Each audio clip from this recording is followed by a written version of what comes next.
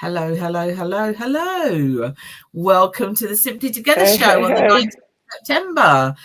I am here hosting today with the lovely Nikkei. How you doing? Oh, I'm good, thank you. A little bit cold in the reception, but all good, all good.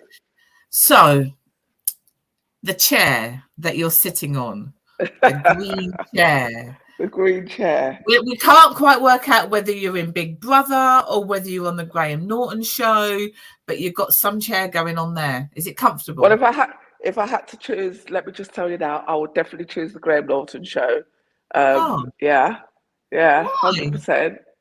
Why? Okay. What's not to like about Graham Norton? He's funny. I'd get a laugh. Okay. Yeah. And So maybe meet some interesting people as well. exactly. So Okay. yeah, no, this chair, this is what we use to greet people coming into our building. Um, Really? Yeah, it's really straight. It's Very nice. interesting. Very It's nice. interesting. Okay, so today uh, we have got a guest that I did a video interview with on Sunday. But before we go to them, I just want to say, because we've put out on our Simply D's event CIC page. Obviously, there's a lot of stuff going on with regards to Russell Brand and alleged what's the word? alleged. Yeah, Alleged alleged. alleged Alleged. assaults and obviously possible victims. So we're not talking about Russell Brand. We're not getting into that conversation today. Maybe another time. Who knows? Who knows? But hello, Rita. But just want to say, for anybody that's being triggered by all of this, anybody who's in any kind of abusive relationships or have come out of abusive relationships, been subject to coercion and anything like that, if you're being triggered by everything, please reach out. Within Bedfordshire, there's lots of different services out there. In Luton, we've got the Ebenezer Project, we've got Mary Seacole Housing Association, we've got the Luton All Women's Centre, there's Stepping Stones, there's Women's Aid, there's Victim Support, and that's just to name a few. Mm. So there's also the Hub of Hope as well. There's lots out there. There is lots out there. If you're struggling and you don't even know if you can contact any of these, send us a message and we'll help you with that. Because all of this talk that is going on, there's going to be people that are being triggered. There's going to be people that have got PTSD. And these are then, you might be having flashbacks and all sorts of things. So we just want to make sure that you are okay. Want to make sure that you are okay, that you get the support that you need, and just to let you know that we are here. We're here. Okay. Hub of Hope is a searchable website for local support for you all over the UK. They are really good. They are really good, and you literally just put it in your search engine, and it will all come up, and then you can see what there is locally. So yeah, so just wanted to say that, just wanted to put that out there for you all. How you doing, Nikkei? It's good. It's good. It's a little sad. I'm not going to lie. Yeah. As I was saying beforehand, I think it's it's these things coming out about these people just seems never ending, and it's been going on and on and on for I'm going to say like Ariston, and but you just wonder what's around the corner, and then Yeah. you think about all the youngsters out there who are also hearing this news, who perhaps have aspirations to be in that space, and then are they thinking they've got to behave that way? Do they think that everybody that's in that space behaves that? It's just, and that's even before you even get into the realm of talking about, like you said, people who are triggered, people who are coming off the back of this experience, or even the people who are actually on the program who have been that has happened to them. It's it's a lot. It's a lot to unpack, and I just think it's really sad. Yeah.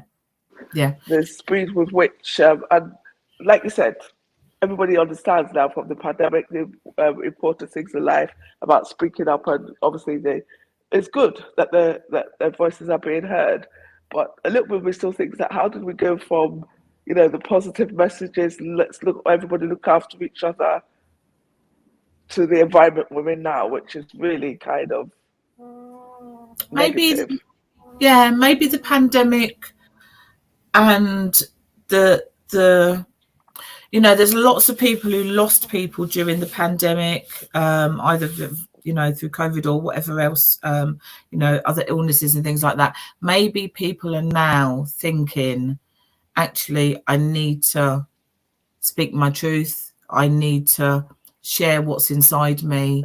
Life has been really difficult, and actually I've got the strength now to be able to do that. I don't know. Yeah. I don't know. But it's it does kind of feel like what's going to be around the corner.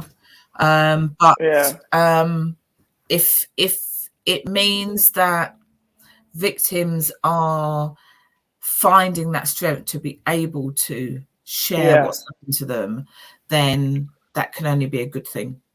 Absolutely. As long as it's handled properly. Indeed. Yeah. So today we have got the lovely Jenny Starkey. She couldn't be on the show today because she's in the middle of doing her PhD. She's doing her PhD.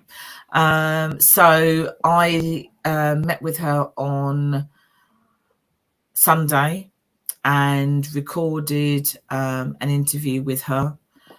And I'm hoping Shelley has got that all there. So for those who don't know, Jenny's been on our show a couple of times.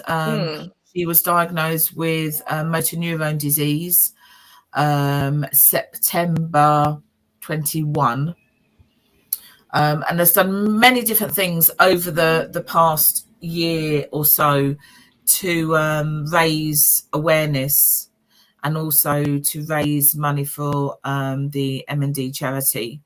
And she's got a sponsored walk coming up on Saturday.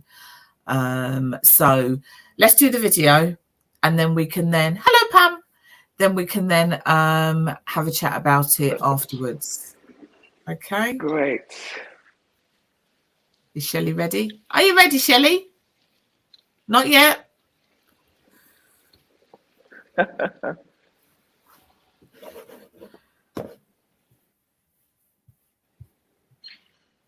Wow.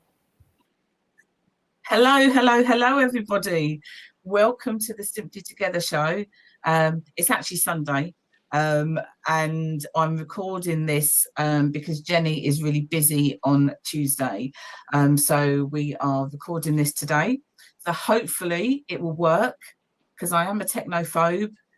Yeah, exactly. Record it, send it to Shelley, and it'll be wonderful. So, hello, Jenny. How are you doing? Hello. I'm well, thank you.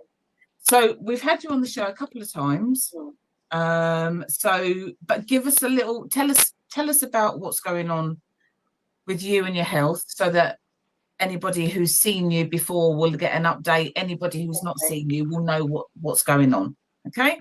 So I was diagnosed with motor neuron disease in September 2021. So the end of this month, I would have been diagnosed for 2 years. Wow. For those that have seen me before, they'll probably notice my voice is changed a bit since the last time I spoke. However, I'm lucky to still have my voice. Yeah. So to put things in context, when you're diagnosed with M&D, you are told that 50% of people after diagnosis have a life expectancy of between well, 3 years max. Wow. So I've beaten that 50%. Well, I'm on the verges of it. Yeah. I'm up to 2 years, the end of the month. I'm nowhere near on my last knockings yet. So I think I'll have definitely a good year left in me, if not any more. Yeah. I'm lucky enough to still have my mobility and use of my hands and arms, because my diagnosis was vulvar onset, which means around my mouth, speaking and swallowing. Okay. As you can hear, I'm still speaking and I'm still eating independently, although slowly in very small amounts. Yeah. And I drink everything through The straw, straw now. including hot drinks, so I can control the amount of liquid that I swallow. Otherwise, it'll go into my lungs and Yeah. cause me to get an infection. But for 2 years on, I'm doing pretty damn well. I don't know why that is. I'm a slow progressor, and I'm eternally thankful for that. Yeah. I do a lot of sort of self-help type stuff. Try and keep as active as I can. I do cold water therapy I know. What? an old path in my back garden that I've given a makeover. And while swimming, I take well, it's not really a drug, it's a health supplement called 2Gether, which is a synthetic bile. Okay. Not lots, as you can imagine, but I take capsules. And a lot of people with MD self-medicate with that, because the only prescribed medication is called Riluzole, and that isn't very effective. It probably extends your life from a few months, Right. 6 Okay. months tops. And unfortunately, at the very end, when you're not well, probably don't want to hang about. So, other people listening that might know someone with MD, they're probably aware of the limited range of health interventions, the fact there's no cure, and how MD patients need to be quite self-motivated to read a lot, look at the latest ideas if we want to hang around for a bit longer. Yeah. So I know that at some point you was going to go and have a peg fitted. Did that happen? And no, at the time I was really upset about it.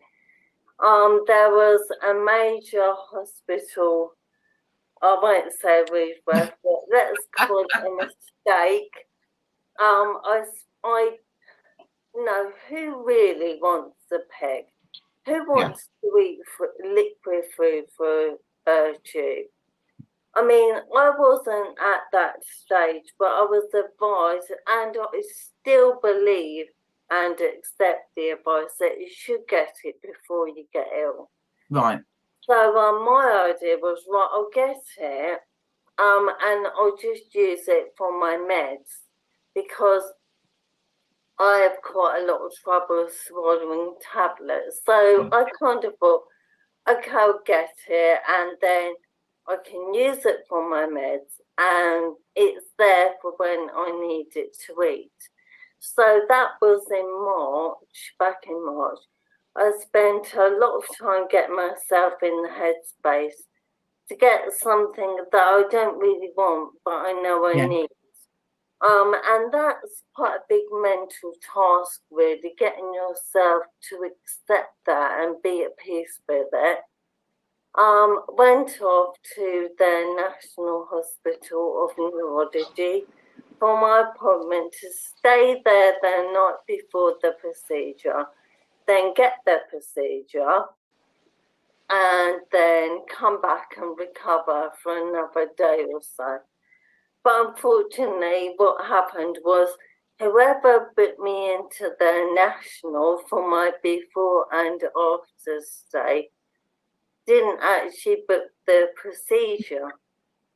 And I found it out by a bit of a sort of fluky conversation. Thank God the night before, otherwise I'd have still been there the morning of the operation thinking, why is nobody coming to take me? Why haven't they come to get me? Yeah.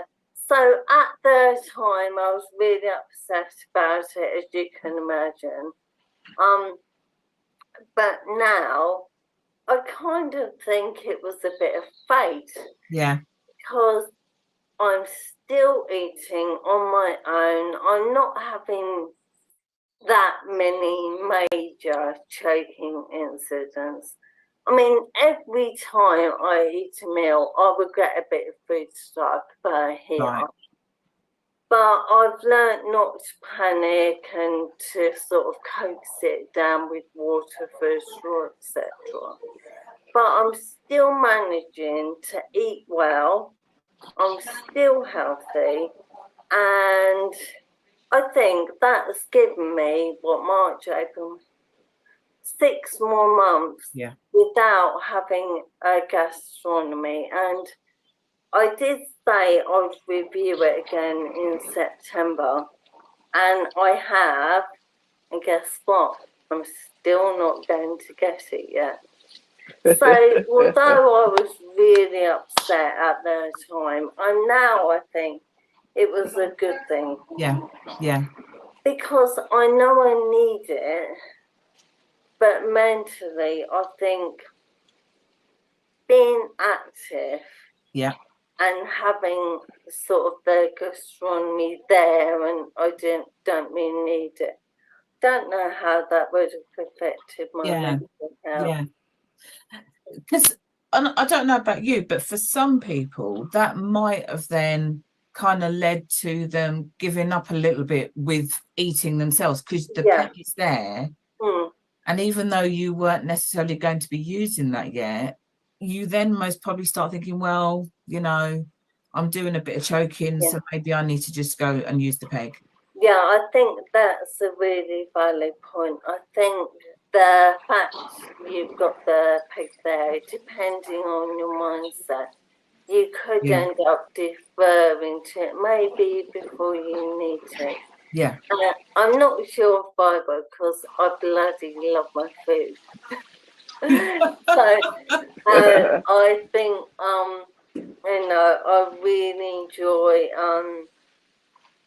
cooking and eating what I like. So the day I have to sort of liquidize food, I know I'll have it because I want to live, but it'll be a sad day for the old taste buds. Yeah, exactly.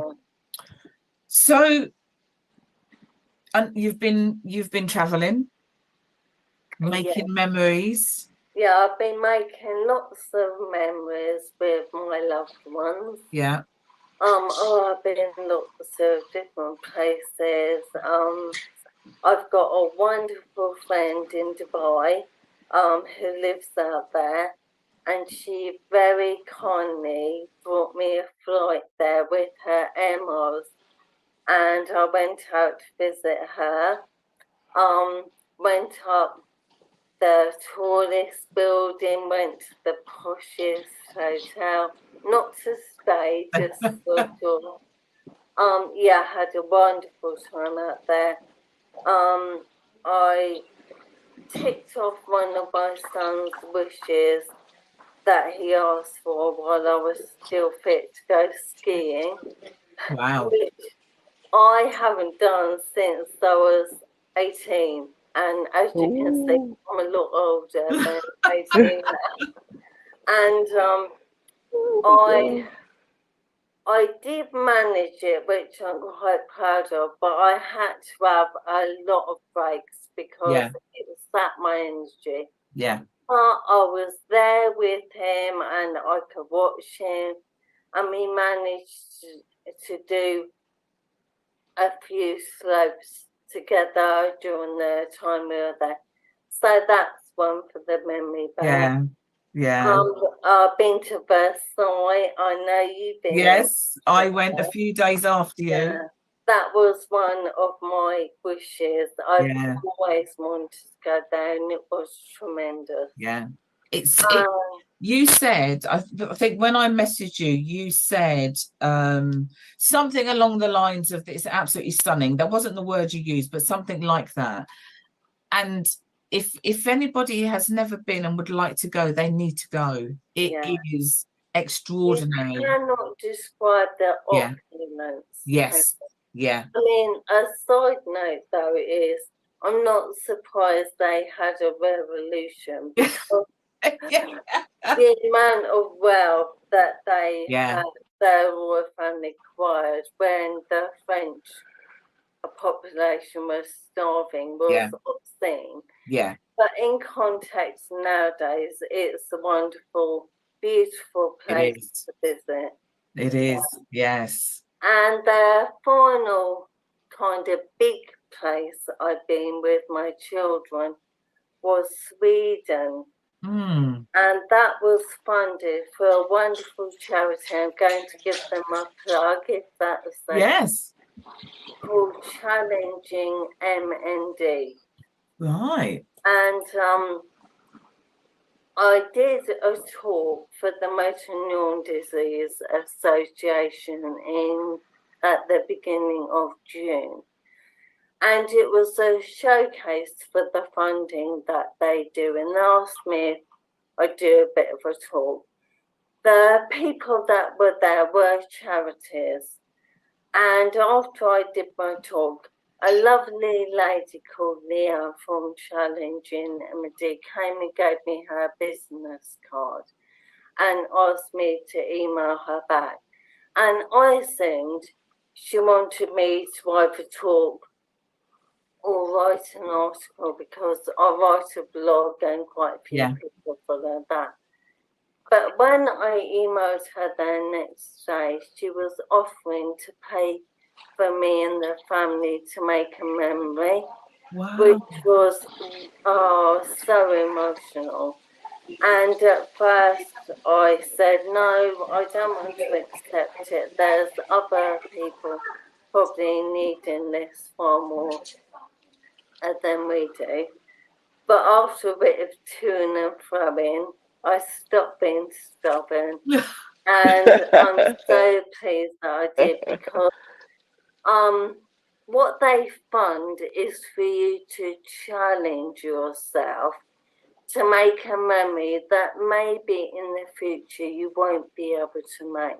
Right. And hence the name Challenging MD.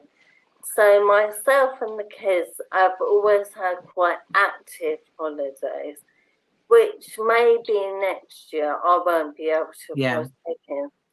So we went to Sweden for a really small company that I will plug, called Swim Cycle Sweden. They're a British family. They live out there. They got 2 properties that they hire in the forest and lakeland region of Sweden. And with the property, we've got bikes and kayaks. And we just had a lovely holiday, being active, swimming in the lakes, cycling, having a go in the kites, which I didn't like, but they loved. And it's a memory that we've got of being active together in a beautiful place. And just for those 5 days, we didn't think about what's to come, what's ahead of us. Yeah. So I'm so grateful for that. That's fantastic. So what I'll do is I'll make sure that Shelley puts both of those on our Simply D's page. I can send you the links. Yeah, please do. Please do, because that just sounds absolutely brilliant. So before you tell me about what you've got coming up, what's with the bath, right? The cold water bath. Well, you've got in your garden. Yeah, so, it's as a result, as I said, I do a lot of reading about what MND is and possible causes of it, because I have the NHS or consultants, doctors, whatever you want to call it, they don't really know 100% what causes MND. So therefore, it's very hard to find a cure. Yeah. But one thing we do know is that every cell in our body has a thing called mitochondria, and that is kind of like the battery for your cells, what gives them a life. And one of the reasons, not the only reason, but one reason why my motor neurons are dying is because my mitochondria is dysfunctional, right? It's sluggish. And a theory about cold water exposure or cold water shock or whatever you want to call it is that it gives your mitochondria a kick up the backside, kind of. So, I was swim. However, that where I go is quite a way away, and obviously petrol's expensive, etc. Although I did get a contribution towards that from the Motor Neuron Disease Association under a wellbeing grant. Okay. So some of that wellbeing grant I put towards getting an old Victorian bath. I've painted it, revamped it, stenciled pretty wildflowers on the outside of it. I've also planted wildflowers all around it that have grown, and I've got hollyhocks and foxgloves all around it. So every morning, about 7:45, after my youngest has gone off to school, I get in the cold bath, and I'm surrounded by flowers, watching the bees buzzing around them, and a little robin came and sat and watched me the other day.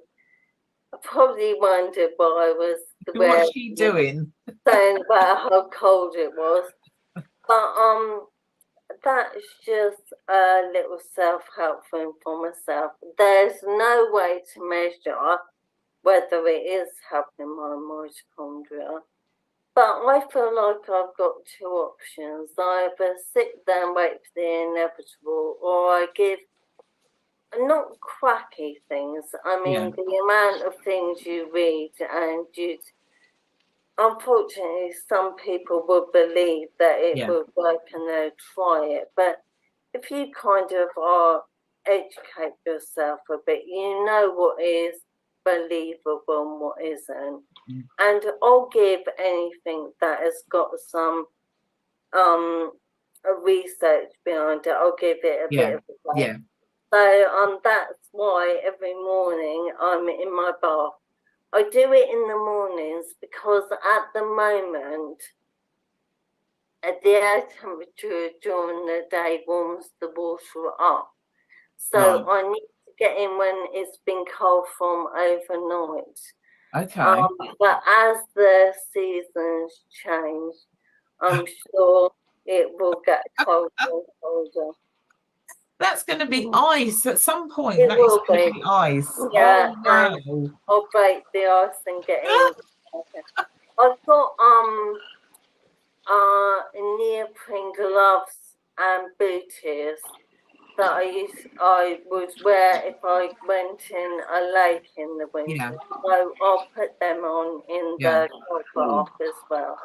Oh wow. God, it's making me feel wow. cold. I don't know if I could do that. But you do get used to it. It's a bit of mind over matter. Yeah. You can't hover and put your pinky in and then slowly get in. You just got to get in. Yeah. That's fantastic. So you've got an event coming up. Tell us about that. Last year I did ever such a lot of fundraising for the Neurone Disease Association. I raised just over 12k. Wow. And I had planned to do it all over again this year. However, unfortunately, at the beginning of the year, I had all the stuff with the peg, and I had quite a mental health dip, and I just couldn't really motivate myself. Yeah. So my way of helping and advocating, I did quite a lot of talks. I did one from the Motor Neuron Disease Association. And also I did one at Keach Hospice last month. Oh no, this month, beginning of this month. But backed by popular demand is a charity walk. We did it last year and it was 22 miles. Wow. And that walk alone raised, I think, about £3,000. This year it's been modified a bit. We're doing about 11 miles this year. Okay.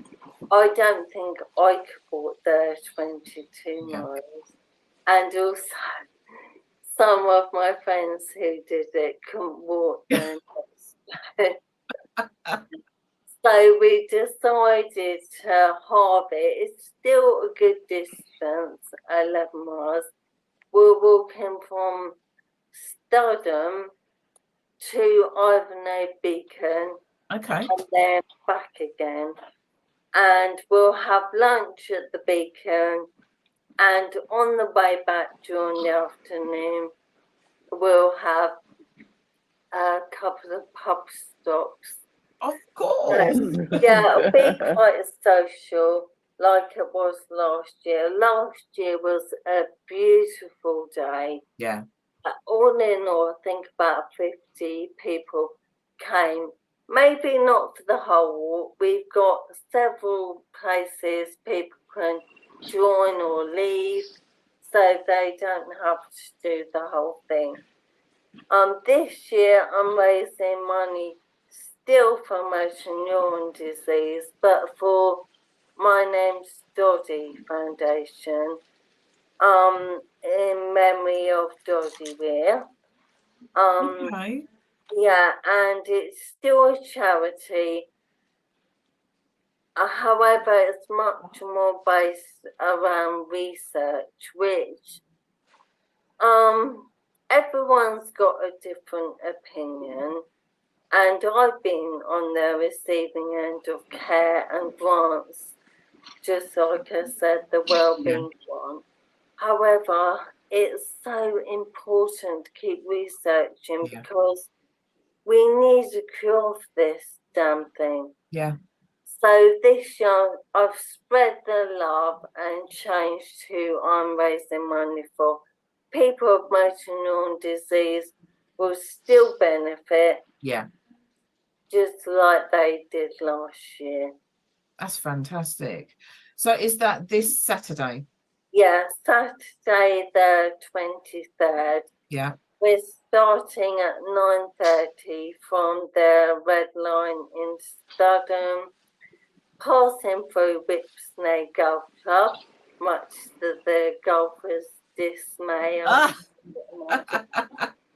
Stopping at Dagnal, the pub in Dagnal, I think that's the Red Lion.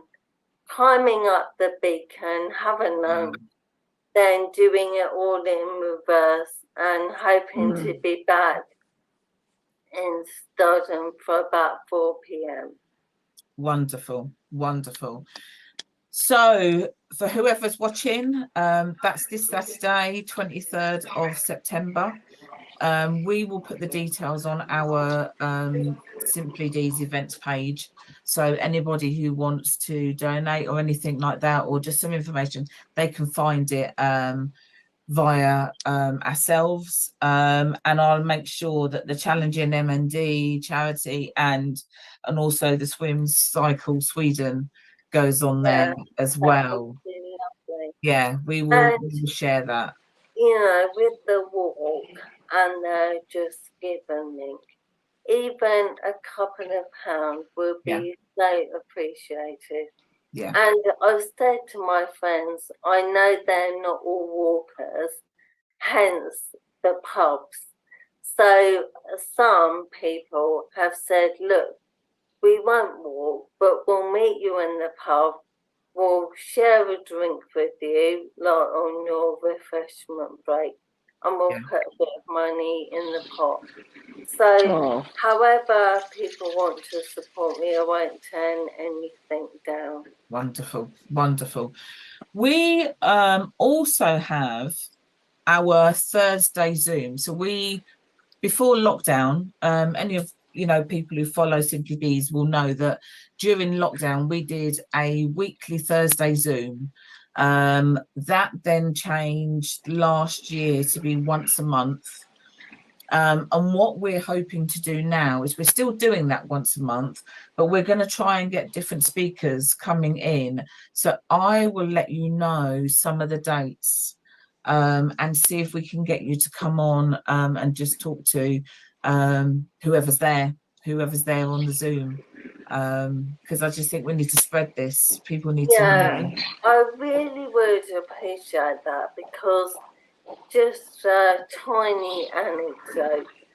I'm all for spreading awareness of M&D, because when I was diagnosed, people kept saying, "Oh, get well soon."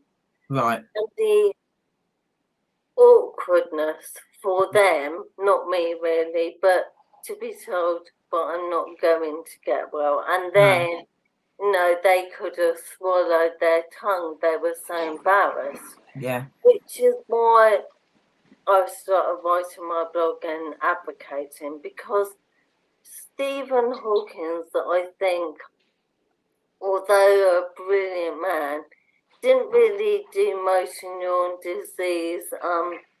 Well, he didn't really give it the right interpretation, because he lived for years. Yeah. Most people with M&D do not. There's roughly 5,000 people with M&D in the country, and that figure stays very steady. Right. 6 people a day get diagnosed, 6 people a day die, because our lifespan is short. Yeah. But I don't think people realise that. And that is the layperson. I did a talk at Keach Hospice at the beginning of the month, and that was for healthcare workers. And even then, some of the details I gave about my lived experience of motor neuron disease, some of those things were news to them. Yeah. And they work in the healthcare environment. So, while I can talk and while I'm well, I'll keep banging that drum about M&D, boring people to death probably. Oh, here she is again. Yeah. Oh, God, here's Jenny again. Yeah, I really want to educate people about M&D, because I think the more aware people are of it, the more push there will be for a cure. I mean, if you think of COVID, it affected everybody, and everybody was very informed about it. Yeah. Similar to cancer, I think everybody knows someone who's got cancer, or who's passed from it. So we're quite informed about it. But when you don't know someone with a disease, no disrespect, it's human nature, you aren't really that interested. No. No. So while I'm here, I will make people interested. Oh, and so you should, because you're right. You know, I mean, I worked in care, in the care world for many, many years, and only came into contact with 2 people. And I'd got 28 years in care, so that's not a lot. That's not a large percentage at all. And yes, like you said, a lot of people then just go straight to Stephen Hawkins. Yeah. And that's what they think. So, yeah. Well, another thing that happened to me during the summer, my partner and I were in a pub and we're quite social people, got talking to some people we didn't know. And when I went to the toilet, they asked my partner, is Jenny deaf because of the way I speak? And he said, no, she's got motor neuron disease. And the first thing they said is, why is she not in a wheelchair like Rob Burrow? Now, Gosh. but it's good that they know about Rob Burrow. Yeah. So because Rob Burrow, you know, his documentary, and he was nominated on their TV awards the other week. That is great. But what people don't realise is how varied their symptoms can be. I mean, eventually I probably will end up like Rob Burrow, but a lot of people aren't like that immediately. Yeah. So there's a lot of misinformation and myths about their disease. And that's why you're going out there and you're sharing that awareness. You are trying to make sure that people understand what, you know, the illness is and what it can do, what it might not do. Everybody is different. So you carry on banging your drum, because people need to know. People need to know. I'm surprised that they asked if you was deaf. Is that the first time anyone said Where's that? the voice? Yes, but I know why. Because we were in a pub and I had a couple of gins. At the moment, I'm really trying hard to make my speech intelligible. Yeah. Once I've had a couple of drinks, I'm maybe not trying as hard. So the quality of my speech was probably worse. Yeah. And I do, to get the words out, I really overpronounce the word because I have to, my tongue is a muscle, and that is the first muscle in my body that is dying. Right, okay. So, and your tongue forms your words. Yeah. So they might have thought I was overpronouncing and using my mouth quite a bit, which sometimes people who are hearing impaired do. Yeah. Wow. Okay. So, thank you for coming on. You're very welcome. Thank you for having me. This is not going to be the last time. Obviously, you know that, because we've already said we will continue with you on your journey. So what, you know, another few months' time, we'll get you back on again. Whatever you've got coming up, just let us know, because we'll put that out there. I love just looking at your Facebook and your Instagram and seeing the places that you're going to, those memories that you're making, you know, with your family and your loved ones, because that's precious. It's precious. It is precious. Yeah, I tell you what, and this sounds a bit preachy, but I'm going to say it. When you've been given a terminal diagnosis, it really does hone your mind about what is important. And some of the things you might think are important actually pale into insignificance. Yeah. And you make time for quality stuff, and you end up sort of tuning out of the bars that maybe you paid attention to previously, but you soon realise it doesn't do you a good service. Yeah. So even like creative things I've become more interested in because they really do feed your soul.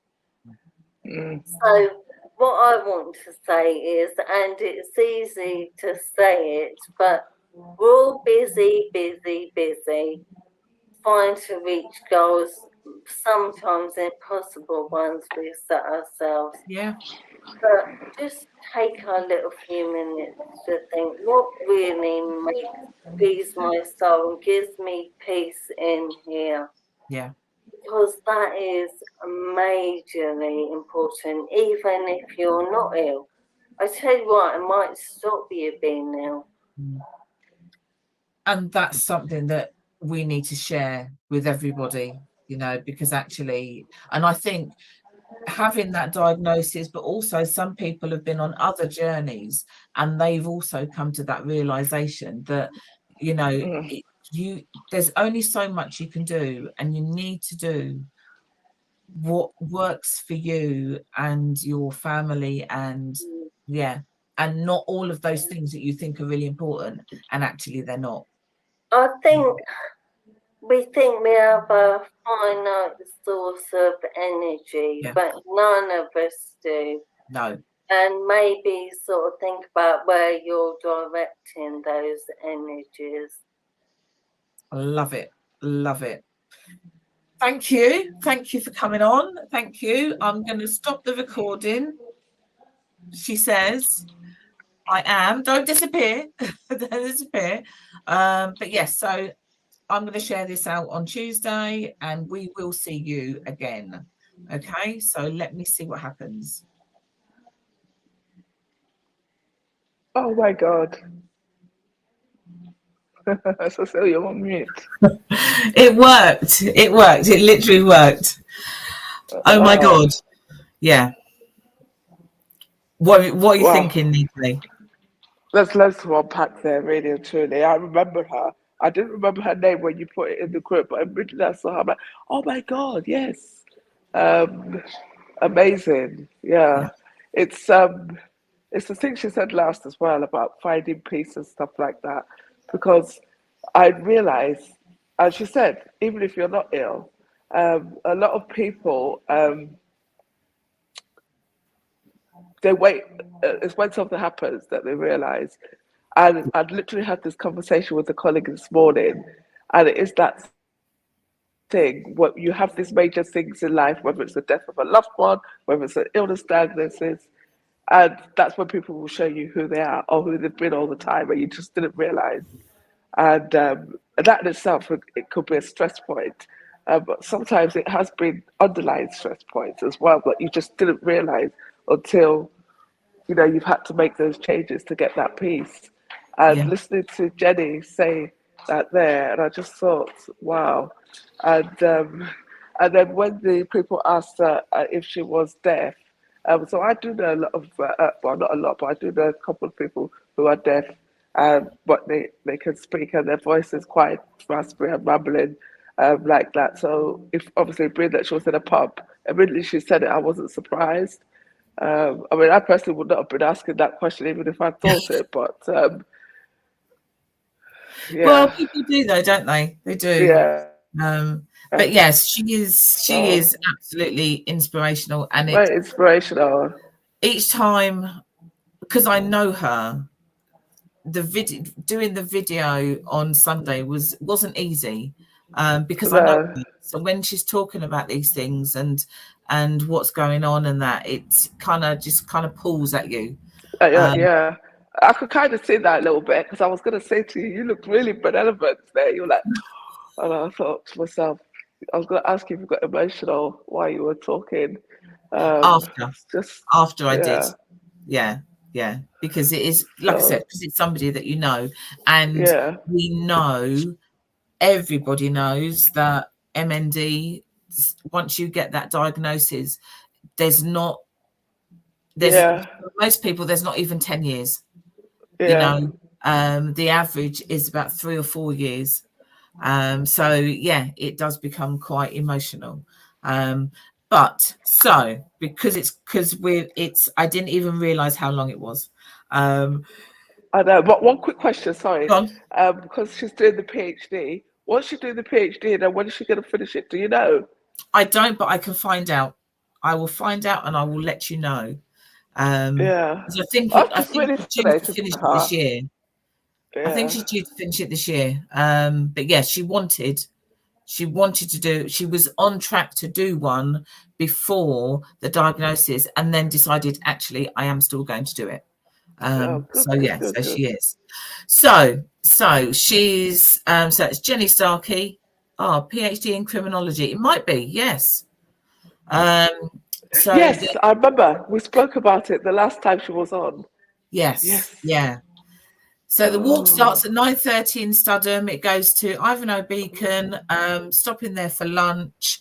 And then on the way back, there's going to be a couple of pub stops along the way. So her Facebook page, I need to wait for that to come back round now. Okay. I know you have.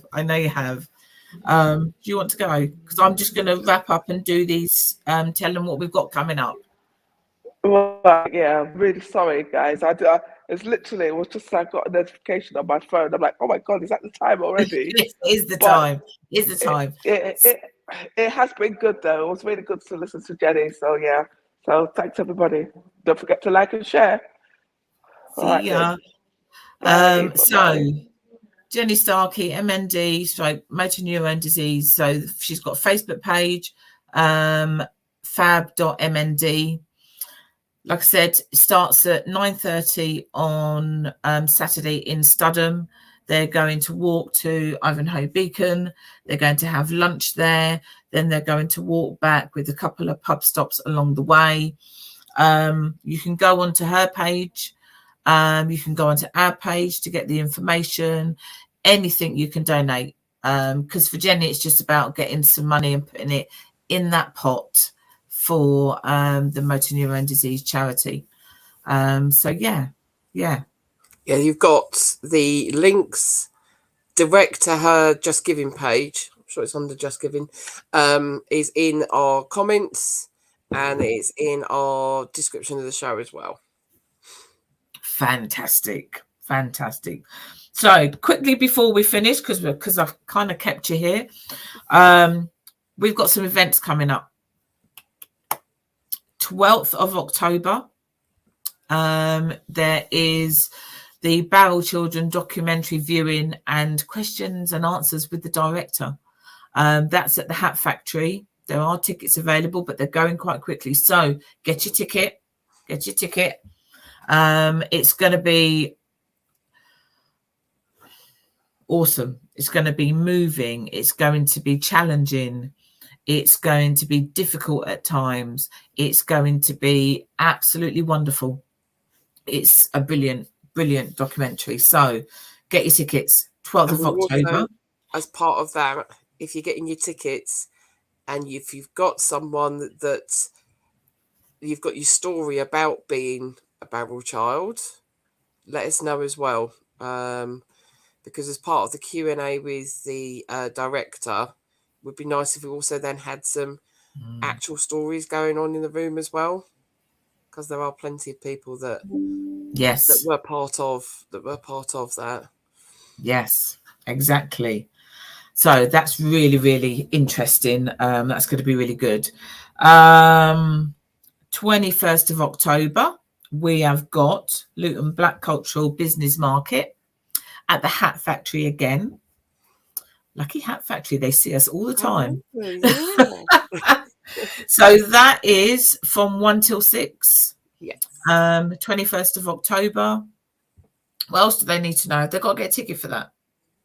Nope, they can just come along. I think there's a bit of a We were going to have some outside, some inside. I'm not quite sure. I think all the stalls are going to be inside. But we've got some awesome stalls lined up. At the moment, you would have had a form to fill in, and we're then going to pick to make sure that we get a good mix of stall holders. Don't panic. I've sorted out the cake lady. Yes.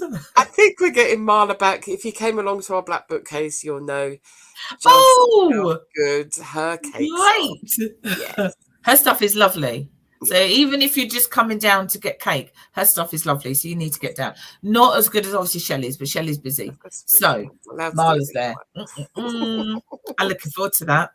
So yes, there's plenty of stuff going on in at sort of like what we'll then have. So anyone that's shown interest, they'll be getting emails coming through soon about if they're successful and getting themselves down into the market. Going back to Barrel Children, the tickets price is £11 plus the booking fee. Yeah. So you know, £11 plus the booking fee. Did I not put that on the? Ooh. And then on the 25th of November, date for your diary, we have got International Men's Day.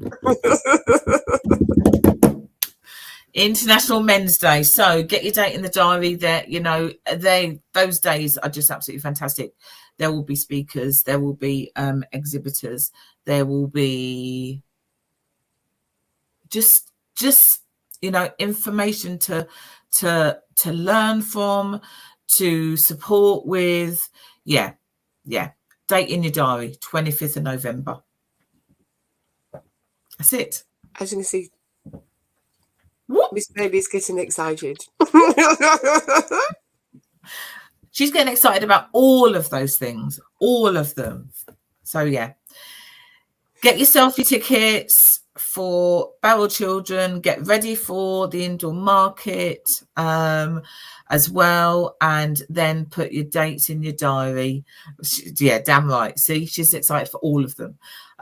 Get your date in the diary for International Men's Day. So thank you all for staying with me for so long. Yeah, next time I'm going to put a timer on. But it was important. It's an important one. Yeah. And there was a lot to share. There was a lot to share, but it's very important stuff. Not enough awareness out there, and that's what we're trying to do. Is we're trying to put the awareness out there. So thanks for letting us take time out of your day.